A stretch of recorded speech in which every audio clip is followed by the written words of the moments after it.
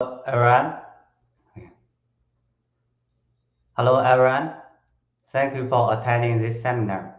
This is track 1 for Digitalization in Power and Energy Summit 2022, organized by IEEE Power and Energy Society Young Professionals, US and Canada region.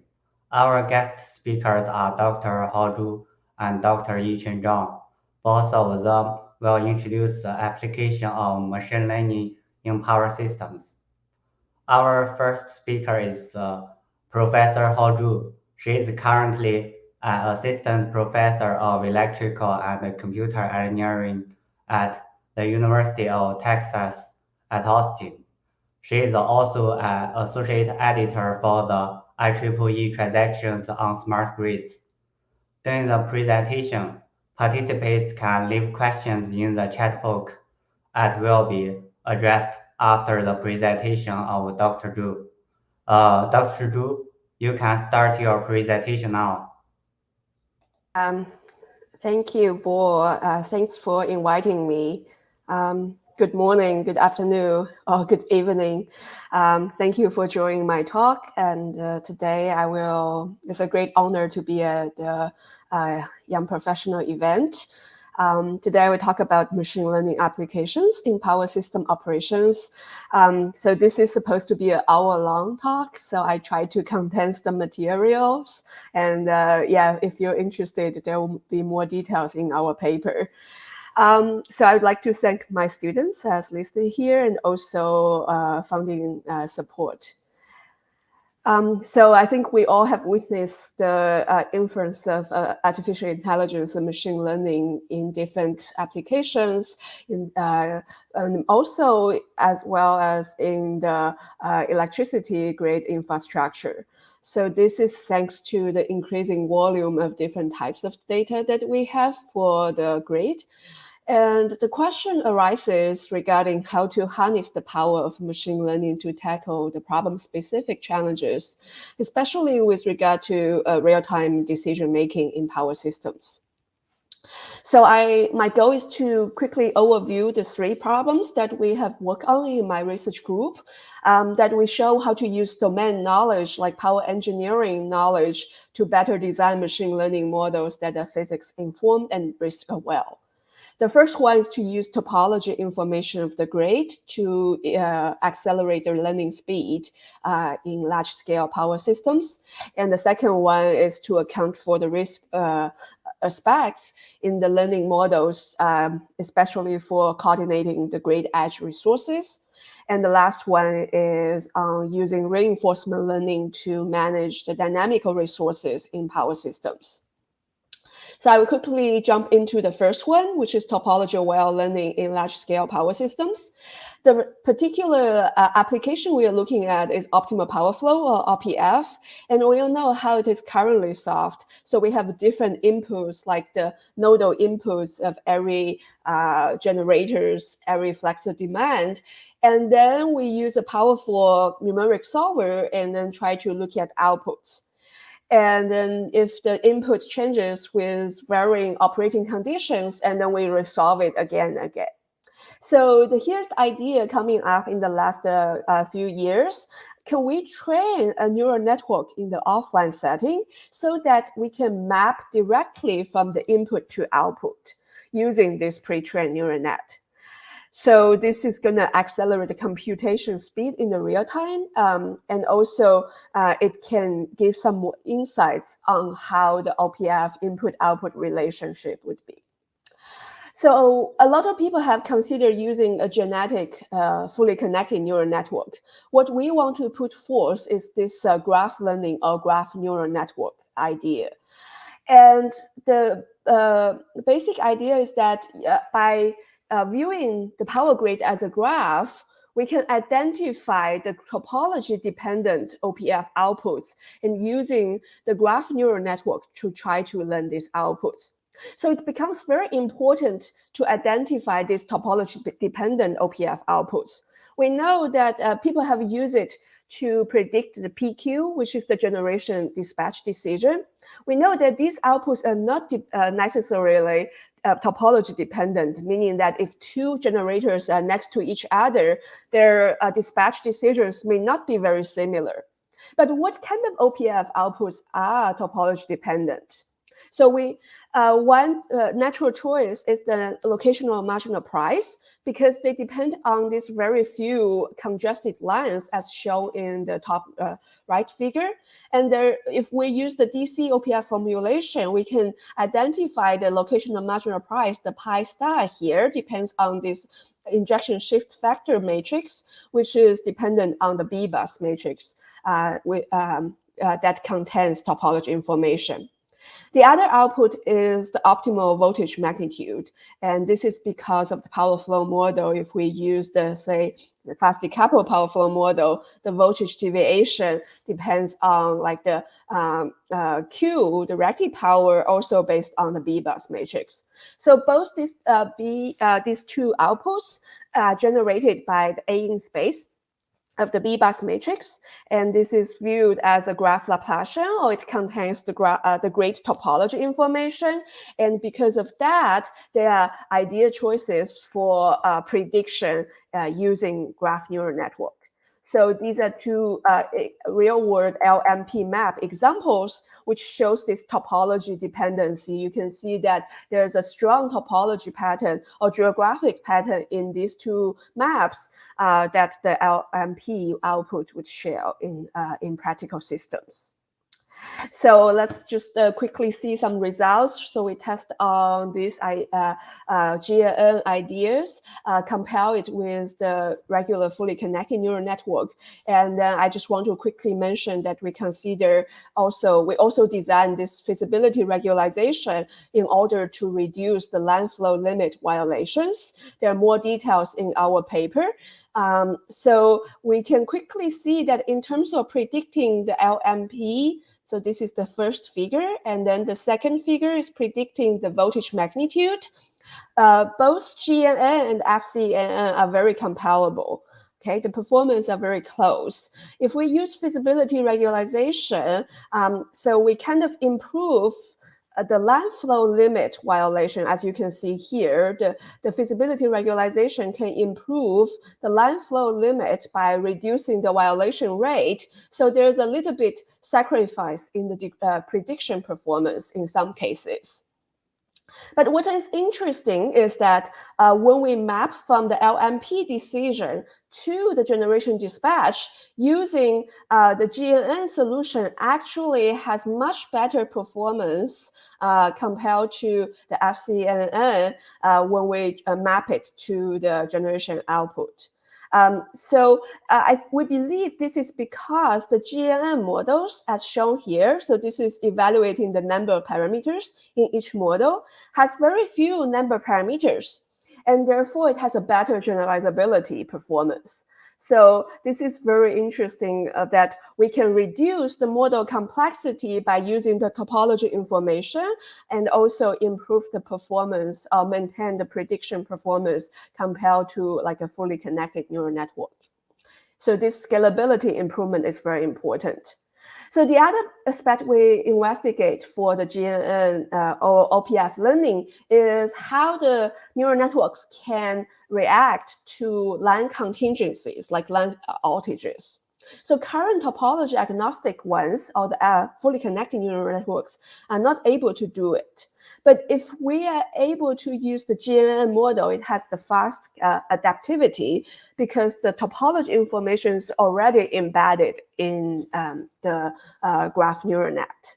So we have some very interesting analytical results that try to bound this perturbation on the OPF outputs, or specifically the graph subspace under line outages. But then the interesting observation, as you can show here for this large 2000 bus system, even with some topology perturbations, the distribution of the LMPs are still pretty consistent. So this would explain that when we go to the actual GNN topology adaptivity, as you can see here, so for this is for the small system, we have a pre-trained neural network here from the original system, and we generate random line outages with 2 to 4 line outages.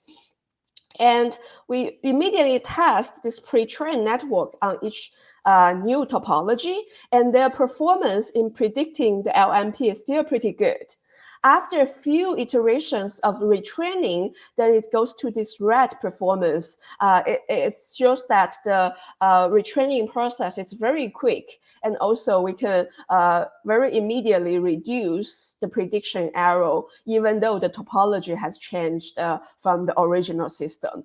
So this is what we have observed, that the GNN model is very powerful for improved model complexity and also the topology adaptivity in OPF learning.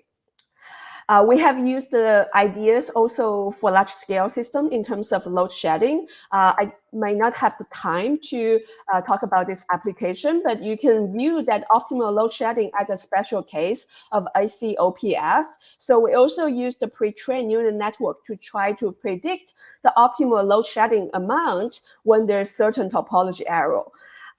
What is particularly interesting about our work here, which is in this upcoming journal meeting paper, is that we use a scalable framework such that each load only requires some localized measurement data to do this prediction. So this improved the decision-making time, because we don't need this wide area communications. Each load center only needs some localized information to quickly predict what's the best load shedding decision. And from this simulation test, at least for some single line outage scenarios, the prediction is pretty good. So this finishes the first part. I know I'm very short in time, so I will just quickly overview the second and third parts. So the second part is on the voltage regulation using grid edge resources. And we know a key challenge in distribution system is the lack of real-time communications. So there's not enough communication resources. And then so for smart meters, the communication rate is usually at most 15 minutes. So how can we try to engage these resources when there's no frequent communications? So this is the same scalable idea of using neural net. So say in each individual resource, once it has the prediction, the measurements of its localized condition and localized information, and with some selected feedback from the feeder head, it can try to predict this optimal reactive power decision Z here for its own inverter. And so this scalable neural net has been designed by a previous work, and usually the goal here is that, okay, I have the offline training process, and then I know the optimal decision, and I use this well-known mean square error, which is averaged across all the sample K here, to try to minimize that to design my neural network. So one issue we recognize with the average loss, as shown here, this is the distribution of the loss function for each sample. Or you can think of each sample as a scenario. It has a large concentration in small values, but then it can also have a large tail. And this large tail means that there's a large prediction error, and which means that they're the worst case scenarios. So by minimizing the average loss, we cannot systematically address these worst case scenarios.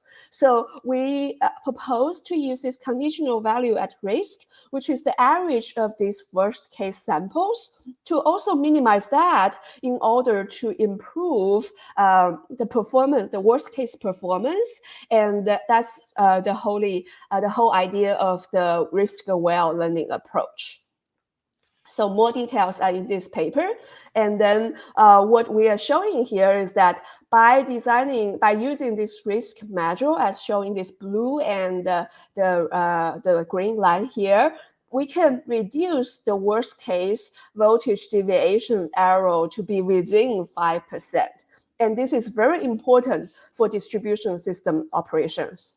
We have also some accelerated learning algorithm as detailed in the paper that can make the training process more efficient.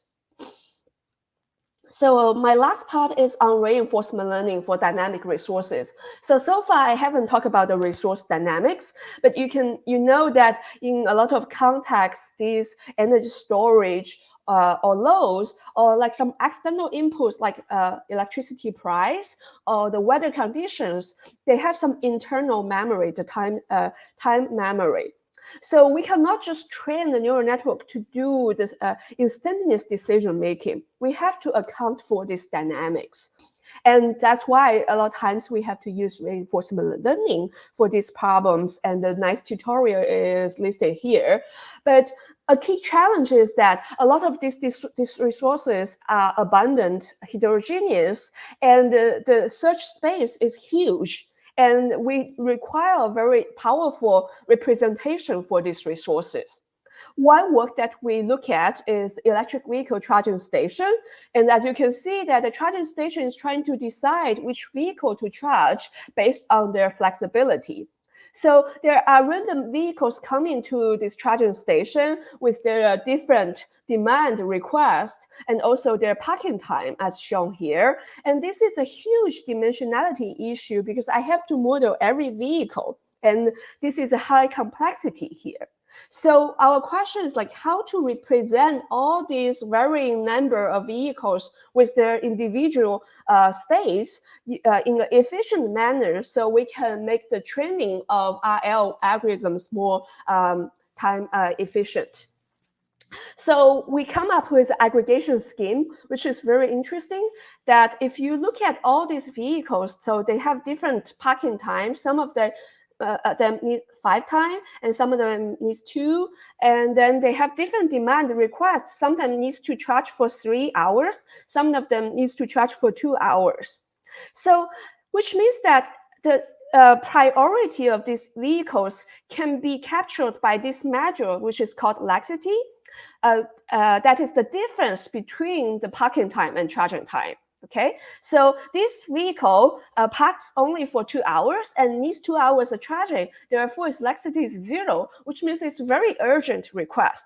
Okay, so based on these measures, we can order all of these EVs into different groups. And then this is the top priority one with laxity 0. And this is further down in terms of priority. So this kind of aggregation scheme is very powerful. So instead of representing each individual vehicle, I can just try to record, oh, how many vehicles have laxity 0? How many have laxity 10, which means that they're not important, okay? So this is our proposed aggregation scheme, which is shown in this paper here. So our training results that shows that, oh, the most important states actually would be just the top priority vehicles. So this is the weights for the vehicles in laxity group 0. And you can see that it's much bigger than the weights for other laxity groups. And this suggests that we can further reduce the state representation, and that can make the training even more efficient. By the way, this rho t here is the electricity price, which is also part of important state for decision making. So there's some testing results here showing that our proposed solution with the algorithm 2 here is very responsive to the price. As you can see that whenever the price has a hike, the EV charging station immediately steps back, while some existing approximation scheme are not able to be as sensitive as our proposed one.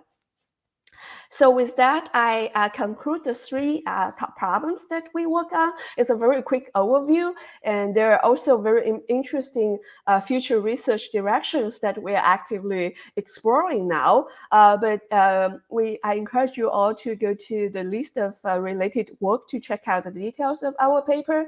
But I would also like to highlight a few educational resources that we are working on. So one, I'm teaching this graduate level course on data analytics in power systems, and there is a newer version of slides for 2021 that both versions are available on this link. And we also organize a workshop on connecting machine learning data science with power system research, and there are a lot of interesting talks that are available on this link. The last one is that we are designing this digital power system course funded by DOE and is led by APRI, Electric Power Research Institute. And then we're going to have some public accessible course modules uploaded soon under this project. So with that, I'd like to conclude this talk. And I believe there's a lot of interesting problems in the areas of machine learning for different aspects of power systems. And be happy to chat more about these potential directions with you all. Thank you. Sorry for taking the extra time, but yeah, if there's any questions, happy to take them. Sure. Yeah, any questions? I didn't receive any questions yet. Let me ask some questions first. Sure. For your first application, the GNN typology, you have the pre-training and the retraining. So what is the time for the pre-training and retraining? Like how long it takes, and does it important to count this time? And how you compare this to the optimization-based OPF? Yeah, great point. So I believe the training time is definitely not on par with the optimization solver time as of now. But one big advantage, as also shown in this numeric test results here, is that the training can be done in an offline setting. So you can say that, oh, I know, say we all know that currently we have day ahead market, right? So I can train the neural net for tomorrow, like the peak hour, 2 p.m., for example. Okay, so this is like the pre-training time. So we know that this is like unique commitment. So it doesn't matter that the time is much longer than the real-time control timing requirement. However, what we wanted to highlight is also this retraining part. Say there's some kind of variability in the system model, like the topology, like we have even 2-3 lines outages from this pre-trained model. The retraining is really fast. It only takes like 3 to 5 epochs. So the training time is very, very fast. More of the question is like, oh, how are we going to come up with the samples for the training? But then because the GNN has the physics information, the topology information, it's very adaptive to the new topology as a result. So this is the part that we wanted to highlight. Yeah. Okay, great. And to the second question, can you go to page 45? Sure. Yeah, for the aggregation scheme, I see like you have give some priority to different electric vehicles. Yeah. But I didn't see where is machine learning, the application of the machine learning, because with if you give the weights, you can just give them the priority by sorting the weights, like where the application where you Right. Yeah, like. so let me clarify this a little bit because I didn't have time to talk in details about this. So the priority assignment here is based on the physics information of the EV. Like, oh, I need 3 hours of charging and I will be here for 5 hours for parking. Okay, so that's pre-given, that's submitted by the EV owner, for example. Okay, so using that, we can come up with this priority measure, which is called laxity. Okay, so the bigger the difference between the two values, then they're less, the laxity is larger, which means they're less urgent, right? Yeah. So that's the whole idea, that once using this physics information about the EV, we can rank them. Okay, so Yeah. that has no learning yet. The Yeah. learning part is that once we know how many EVs are in each priority group, okay, so this is the N values, this is the state variable that we are using to incorporate into the reinforcement learning algorithm. Okay, so based on this status quo, the EV charging station will learn offline, okay, what is the optimal charging strategy? Okay, based on the electricity price pattern, based on the number of EVs in each priority group, then how should I decide on the charging demand to purchase from the grid operator, from the mapping operator? So that is the learning part. And so I didn't have all the slides for that, but then essentially what it's to say is that, okay, these weights will incorporate each state variable into this total charging demand decision that the EV charging station is going to purchase from the grid operator. Maybe this original figure is the best to show this idea, is that the decision is that, okay, based on the EV status in the charging station and also electricity market price, I'm going to decide on the total charging demand to purchase at every time t. Yeah. So you use historical data to learning and then you apply it to actual. Okay, I see. Yes, that's true. Yeah, so I'm going to use a typical weekday, for example, to learn. So that in the historic data, I know that in the afternoon there is a peak, a price time, and therefore I should pre-charge the EV before that happens, so that the charging can be reduced during this peak time. Okay, great. Thank you. So let me ask last question.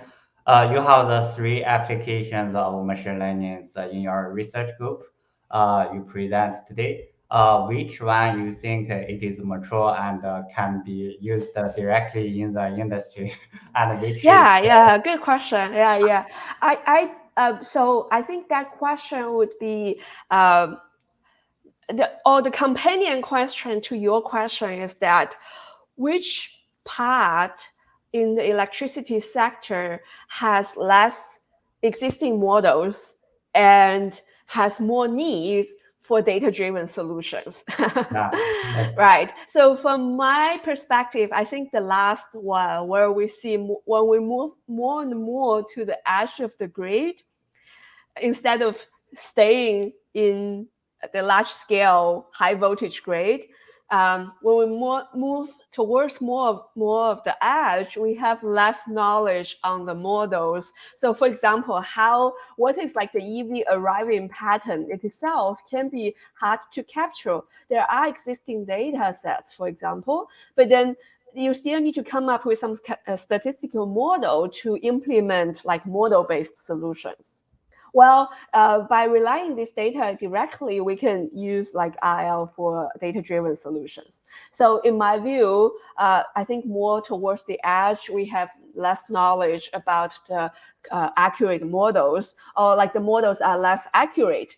And therefore there is a opening, or there is a more opportunities for data-driven solutions.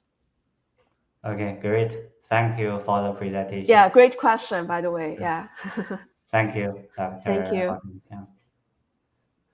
Yeah. So should I stop sharing? Yeah. Thank you. Cool. Okay. Yeah. Thank you. So I'm going to introduce our second speaker. So Our second speaker is Dr. Yichen Zhang. He is currently an energy system scientist with Energy Systems Division, Argonne National Laboratory.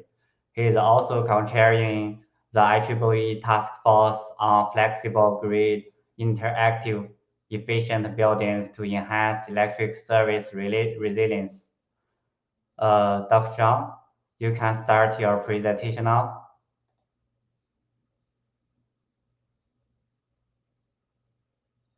PES Young Professions for the webinar, and thank you everyone for attending this webinar. So today I'm going to talk about how to use imitation learning to enhance the automatic decision makings for distribution system and microgrids. So this is the outline of this presentation. So we basically will cover two use cases. One is restoration and the other one is frequency control. But let's start with some motivation challenge to see what's a challenging decision making of power system in terms of resilience enhancement.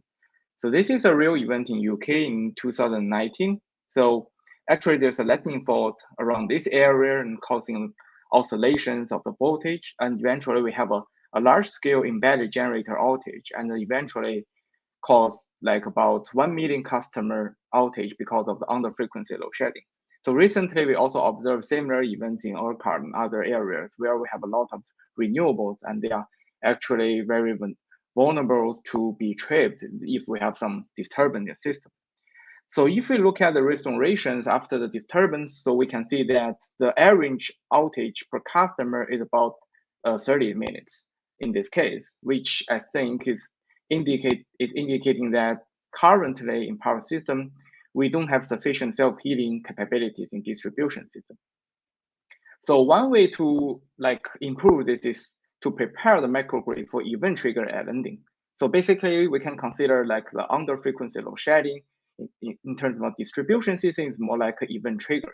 So if we can prepare the microgrid with some grid forming and grid following DERs so that we can support the frequency around this area when we have an event trigger ending, then we can avoid at least the customer outage in this area. But the decision complexity for this problem is pretty high, especially in the time scale of frequency response. So on the other hand, it's about the self-healing capability. So we're trying to reroute the power flow of the distribution network when there's a disturbance. So, and then by doing this, we can save the time of crew travel, fault search, and the manual operation of our switches so that we can reduce the customer minutes interruptions greatly. So actually in industrial, we already have some product of self-healing systems developed by different vendors like SNC and Siemens. So for example, this is a SNC self-healing strategy. So they call it intelligent team. So what they are doing is actually to embed some intelligence in each of their protection device, and then they make them communicate with each other. So in this case, if we have a disturbance of a line outage in the distribution system, so all these switches will determine the optimal status so that we can pick up the most load and isolate the fault. But because they have pre-programmed the simple logics in this device, the challenge is that when we have time-varying conditions like substation capacities and load demands, if we have grid forming capabilities in these grids, and also if we have a larger system with more switch and segments, so this pre-programmed logic may be insufficient for us to make optimal decisions. So actually, this introduces the essential challenge that we are usually facing in terms of decision making for resilience enhancement, is that we're always trying to find algorithms that can balance between computation complexity, online reactivity, and real-time capabilities. So maybe we can look at a bigger picture to see what actually are all the strategies. So here I categorize them into two categories. So the previous introduced one that SNC, that what they use, we can call it as a pre-defense strategy, where we usually rely on expert system, pre-programmed logic, or reinforcement learnings, so that based on this figure, we can see the advantages that because they are pre-programmed, so they usually have negligible runtime when we deploy them online, and then their deployment is also pretty simple. But the drawback would be since everything is predefined, so they have limited randomness handling capabilities. And usually the solution would be not that optimal, and it's a little bit difficult for us to incorporate like operation constraints into them. So another method is reactive strategy, where we usually rely on mathematical programming and graph algorithms to determine the action once we observe the disturbance. So obviously the advantage is that we can handle randomness since we usually observe the disturbance, and these methods usually guarantee the optimal solutions, and it's very easy for us to incorporate the security constraint like this. But then the drawback would be they have relatively long runtime once we deploy online, and then they require sophisticated computation architecture. So for example, we usually solve RMP in the computer, but if you consider like solving them in embedded environment in those devices, it would be very challenging. So based on recent research, so we realized like maybe machine learning would provide us a good synergy between the predefined strategy and reactive strategies, so that we can achieve a balance and flexibility between these three dimensions. So next, we'll discuss how to use imitation learnings to construct a restoration agent in distribution system. So in this work, our objective is basically to learn or train a restoration policy that can determine the optimal switch status most of the entire line when we have a disturbance. So traditionally, reinforcement learning is a really suitable method to do this, but the challenge would be that if we have random disturbance, say a -k disturbance, then the exploration dominant reinforcement learning usually have a relatively low sampling efficiency, so that we really take a long time to train such restoration agent. So here we use another different training paradigm called imitation learning, where we have an expert for us to provide near optimal solutions for the agent to learn. And in this case, we can enhance the randomness handling and also improve the solution qualities. So first, we define this like Thailand switch restoration problem as a MDP problem, where now we have a normal condition. Then we initialize the system with a random sample disturbance. So usually it would be a -k line outage in these scenarios. Then at each time step, we will apply one Thailand actions, and then we reach to another state. So by doing this, we can construct a trajectory like this, where we can use this information to train the restoration agent. And in addition, we found out that actually in certain cases, hello, we might. Dr. Zhang. Oh, yeah. Yeah, your slides didn't move. Can you check your slides? Oh, okay. Yeah. I see. So now, so you can now see the slides, or it didn't move? Yeah. So yeah, just keep moving your slides. Yeah. Okay. Yeah. So can you see it moving now? Yes. Yeah. It's page 12 now. Yeah. Okay. No, previously it doesn't move, right? Okay. Yeah. Sorry about that. Yeah. Okay, because in my side it moves well, so I don't know what's the issue, but yeah, we can continue probably. Yeah. I'll remind you. Yeah. Keep me. Yeah, if there's issue, just let me know. Yeah. Okay. Okay. Yeah. So then we just introduce the Markov decision process to construct the trajectory for the agent to learn. And in certain cases, we found out that actually we might need the reactive part support. So then our decision, like action space, is actually hybrid. So this is a different paradigm between reinforcement learning and imitation learning. So in reinforcement learning, we usually assume that we know the exact cost or the reward associated with the action. But in most cases, it's usually an estimation of that. And in imitation learning, we assume that we know the optimal actions. And in this case, we can use like a mixed integer linear program to provide us this information. So this figure illustrates the difference between the two algorithms, so that if we use imitation learning, we can avoid random search in the action space by trying to focus on optimal trajectories. And then this can significantly improve our training efficiency. So among all the imitation learning algorithms, behavior cloning algorithm is actually the most fundamental and widely used one. So this is all the behavior cloning algorithm. So because of time, so I will not go detail into this. And then though in this algorithm, there are two important functions. One is the environment that we're trying to use to let the agent to interact with. And the other is the expert function that's trying to provide us the near optimal actions. So we will use mixed integer linear program to construct these functions. But before we go into that, there's a scenario that we need to illustrate. So we can see that in certain cases, Yichen, which page you are now? So it's still not moving? Yeah, so I will here help you. So which page you are now? I will remind you here. 14? Now I'm at 14. Yeah, maybe I can reshare the screen to resolve. Yeah, you should share the screen instead of slides.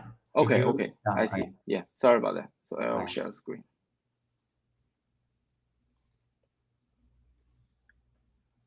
So can we see now the screen? Okay, yes, yeah. So and I'll test the slide. So it flows well. Yeah, yes, great. Can you click the head so I can see your page? Okay, sure. Okay. Oh, so, it's 14 now. Yeah. Okay. Yeah. So now it's good. Yeah, it's good. Yeah. Okay, yeah. Sorry about that. Yeah.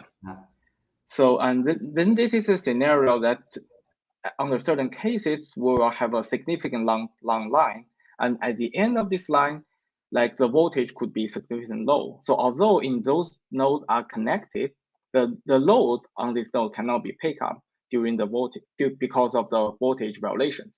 So in this case, it motivates us to use the reactive power support. So and then we construct a hybrid policy network where we first will have a discrete action policy to determine the timeline status, and then we will have a continuous action policy network for the reactive power dispatch. So the hybrid behavior cloning algorithm would be similar to the previous one, except that we need to have two machine learning problems as a classification for the timeline and a regression for the reactive power dispatch. So then we use normally what we use for the distribution system study to construct the functions of expert and the environment. So we use disk flow, radiality constraints, and some shunt capacity constraints to construct the expert formulations and the environment. So because of time, so we'll not go into the detail of these formulations. So then we can illustrate this method in a case study. So we use a 33 node system with 5 timelines and 6 shunts. And then we use 3 metrics, which is restoration ratio. This is a ratio between the restored load by the agent and the optimal target load by the expert in each episode. And by using this metric, we can know how well the agent is doing compared with the optimal solutions. And then we have successful rate and restoration value. So the restoration value is actually the absolute megawatt values in the system that we measure how much load we restore. So we also have a open source code for this problem. So first we compare the N-1 contingencies. So we can see that after 75 episodes, imitation learning can achieve a fairly good restoration ratio, where 2 other reinforcement learning are still exploring.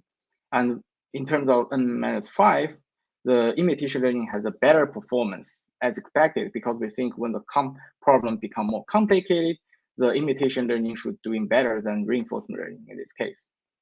So this is a scenario illustrates the necessity of using reactive power dispatch. So the system is connected, but we can see that these loads are not being picked up because the voltage constraint.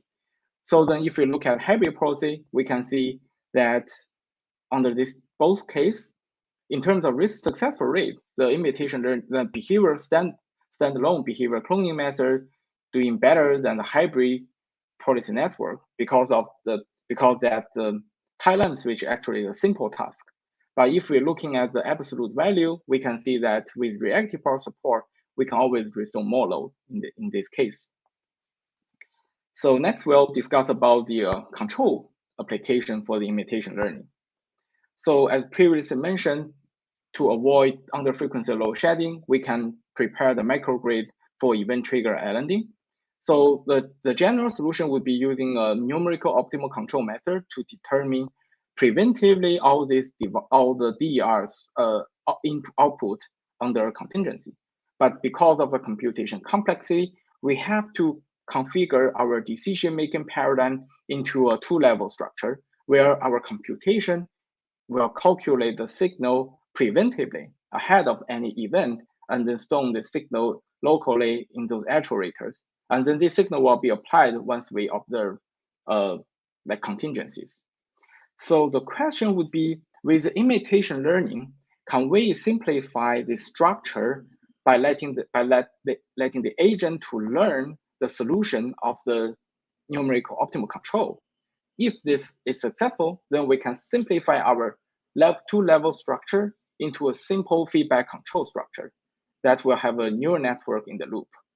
But the question would be how to ensure the closed loop stability of the system, especially if we have a neural network that containing nonlinear activation functions.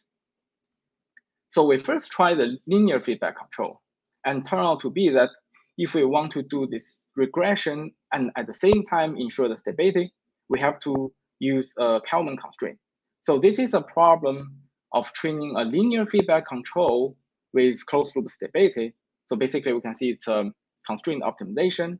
So we try this linear feedback control on our problem, and we can see that if we directly train a linear regression and attach it to the system, our closed loop trajectory is unstable. But if we train with this constraint optimization, our response can ensure the security of frequency response. And we can see compared with the numerical optimal control output, it's basically imitated well. And at the same time, ensure the closed loop stability of the system. But then this is basically a result under fixed disturbance. But in general, we want to see like if it will be effective under a varying disturbance scenario.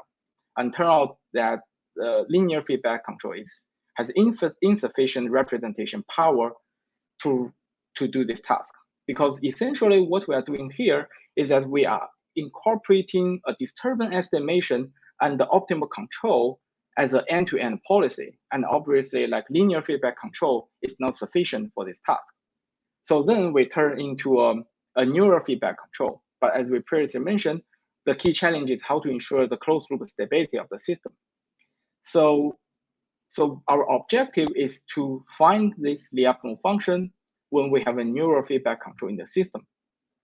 So the first necessary step to do that is we will need to reconfigure or reconstruct the neural network so that we can separate its nonlinear activation function from its linear part of the neural network. Then we can reconstruct the neural network like this and substitute its input into the previous Lyapunov function, and we can achieve this inequalities. But still, we want to have it as a solvable format, but here we now have X and W. But then we observe that we can develop a sector condition of this between X and W by using the nonlinear activation functions relations. And then we can construct this inequality as well. So now what we want is whenever this inequality holds, we want this stability condition hold. So this is actually a S procedure structure, and then we can use the S procedures to arrive at this inequality. And then later, to get a linear matrix inequality that we can solve using the off-the-shelf commercial light solver, then we will use loop shapings, Schur complements, and the change of variables. And finally, we can achieve this linear matrix inequality. So essentially, our neural feedback control for this frequency control problem would become a constraint optimization. And then we use ADMM to solve this problem. So this is a prediction result. So we can see that this is auto sample prediction. So we can see the neural network can predict the output from the numerical optimal control well. And then once we plug in into our closed loop dynamic system, we can see that we can have a stable trajectory, and all the trajectory can ensure the security of the frequency response under various disturbances. So to conclude, we think that imitation learning framework provides us the opportunity to leverage well-established knowledge in power system to build the learning-based automations. But there are still things need to address, like uncertainties in model and measurement, and also the temporal correlation in the measurement, and multi-agent structures so that we can scale our system to measure to a large-scale systems. So finally, I want to thank the support from DOE and ARPA-E for our project. And I guess that concludes my presentations. So thank you very much for attending, and apologize for the technical issues. Yeah. So any questions? Yeah, so great. Thank you for your presentation, Dr. Yichen Zhang. I didn't hear have any questions from the audience. Let me ask some questions. Sure. Yeah. Uh, so can you go to page 26? Okay. Yeah. Yep. So this is your second application for the frequency control, right? Yeah. This is a frequency control scenario. Yeah. Okay, sure. So how you use some learning-based method here? I don't understand how you convert the learning-based method to the mathematical model. Finally, or you are going to compare your linear-based with model-based. I'm not clear here. So I see you have the training here. Finally, somehow you convert it directly to mathematical model. This is the Yeah. first thing. I mean, I haven't seen this thing. Okay. Yeah. So actually, this control design you can consider as a model-based control. Okay. But the objective is to ensure stability and the state constraint at the same time. So we know that usually if we want to have state constraint in control design, we need to use model predictive control. So other control methods that we can usually not ensure state constraint and also like input constraint. So the learning here is trying to merge model predictive control and the traditional feedback control as one. But still we leverage model-based control design for this task. So that's why you see like every design is based on physical models, not like exploring and or data-driven method. Yeah. Okay. So what is the purpose of learning? So the purpose of learning is to avoid computation on the fly, but at the same time ensure state constraint for the control. So as we previously mentioned, if we want to ensure state constraint, then we need to use model predictive control. But that is usually a computation expensive process. And it's a little bit difficult to fulfill the real-time requirement, especially in terms of the frequency response timescale. So that's the motivation to use this control here. Yeah, pretty cool. Yeah. That is a new method I first see. I think I need to learn more things after Yeah, our talk. thank you. Uh, can you go to your first few slides because oh, sure, yeah, because of the previous one. You can introduce very quick introduce about your first application. I mean, in a few words, maybe. Yeah. Okay, yeah. So sorry about the previous like the technical issue. So in these slides, we're trying to motivate the challenge of like automatic decision making in distribution system by first introduce these real world examples, and then we see that there's not sufficient self-healing capabilities in distribution network. Then we see what we can do to remedy this scenario. So first is prepare microgrid for event trigger islanding. And the other one is to use self-healing capabilities to reroute the power flow when we have outage in the distribution network. And then we review some existing industrial product of self-healing distribution system, like one from SNC, the other one from Siemens. But the challenging would be to address more complex scenario. And then we introduce this challenge, fundamental challenge is that it is always difficult for us to balance between the computation complexity, reactivity, and real-time capability in these scenarios. So then we see that learning-based synergy could be a solution to achieve a balance between these three dimensions here. And then first we trying to use this to illustrate this method for self-healing distribution grids. And then our objective is to do a restoration agent to reconfigure the timeline so that we can pick up the load when there's a line outage. And when we introduce imitation learnings to improve the training efficiency. And then we define the problem as an MDP problem. Then we have a disturbance. Then we apply the action each time to construct this trajectory. for training the agent. And then we compare the differences between reinforcement learning and imitation learning. So I guess from here, the slide sharing is normal. So probably for the rest, I guess it's good. Yeah. Okay, sure. So yeah, then it comes some questions in my mind. Okay. So you show the picture of frequency control, Okay. but your application scenario here is like after the frequency event, like the outage, and then you are going to do the repairs, right? Right? I mean, some basic. Okay. Yeah. So these two applications are kind of screenshot scenario. So first, if we can have a microgrid that avoid outage when we have a disturbance, so that is a good one. But if we cannot, then we need to use restoration strategies to pick up load. So it's more like a screenshot remedial actions to enhance the resiliency of distribution grid. Yeah. Okay. So how you compare your imitation learning with reinforced learning and machine learning? So maybe the reinforced learning and the imitation learning just are one type of machine learning, but can you give more background to the audience, like a basic introduction? What are the difference and which so let's see which area should we use reinforced learning and which area we should use imitation learning and some more general CNN, like what are their application areas in general. Yeah, thank you. So as we actually can see from these slides, so we usually have different assumptions when we're trying to use reinforcement learning and imitation learning. So basically, we assume that we know the reward or the cost for the reinforcement learning, but we don't know the model. So in this case, we will use reinforcement learning. Imitation learning, on the other hand, will require some model information.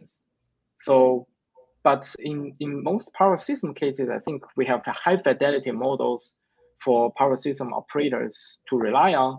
So I feel like maybe imitation learning could be another opportunity for us to improve the training efficiency, because reinforcement learning is more like exploration dominant. But there's also opportunities to combine them together. So because if we have a good expert, then it can not only provide us the optimal action, but also the exact cost. So in this case, we can use a reinforcement learning type value function structures, but doing the imitation learning. So I feel that that would be a better scenarios for us to make decisions in this case. But actually, I haven't tried that structure yet. Yeah, that is a future research topic we can study. So maybe one last question. So can you compare the first scenario and the second scenario? I mean, go to the first few pages in your slides. So your first scenario is for like distribution system, and the second is for the transmission system. Am I understanding correct? Okay, so I think both of them are for distribution systems. And then the first one is for distribution systems where we have microgrids. So basically, we have a capability to island from the main utility grid. And the second one is for distribution system where we really don't have islanding capabilities, but we will have outage in this line, and then we're trying to reconfigure the structures. So both of them are for distribution system, but the first one is for microgrid in distribution systems. Okay, great. So the first one have more self-healing capability itself automatically? Yeah, so the first one, actually, if we can have this capability, then it's actually a kind of a good self-healing capability, because essentially we avoid outage in this case. Okay, I see. Yeah, so this is some like ongoing work. I think there are many like professors and researchers studying these scenarios. Yeah, and try to construct the microgrids to avoid outage when we have a disturbance in the transmission system, so we can have a self-sustained grid, for example, university campus or buildings. Yeah. Okay, so I see. Very good. But in general, like let's say the second application is frequency control. I mean, I'm not talking about this one, but this one. the second part of your topic. What are the difference between your first large application and the second large application? Your second application is about stability control, right? So what are the application errors? Different application errors in your scenario 1 and scenario 2? Yeah. So you mean what's the difference between these two scenarios, right? Yes. Yeah. Okay. As the first scenario is more like a static decision-making problem, so that we're trying to make decisions with more like a steady-state model. Because usually in those cases, we can automate the transient and dynamics in those scenarios. And the second one is also a decision-making problem, but it's for a dynamical system, so that we need to consider stabilities in this case. So I think that's a major difference. Yeah. Oh, okay. So maybe some basic question. What is a dynamic system and what is a static system? Okay. Yeah. So basically, if essentially, like in our power system, we can formulate the model as a differential algebra equations. So, and then in the first case, so we know that when we have a disturbance, so we will have a deviation from those differential equations. But the states will finally go to steady state. So basically, there's no like a transient. Then the first case is basically only consider the algebra equations on this case, because usually those dynamics will die out after like few seconds. And the second case is actually consider the whole differential algebra equations, but it's too complicated to take them all, so that we use linearization method to eliminate the algebra variables, but consider their impact in the differential equations. So I think that's from model perspective, that's a difference. Yeah. Okay, great. Thank you for your time, Dr. Yichen. Yeah. Thanks for the invitation. Yeah. Thank you. Great presentation. Thank you. Thank you. Yeah. I think that's all for our session. Thank you guys for listening to the webinar. Have a good day and welcome to other sessions. Thank you. Thank you. Bye.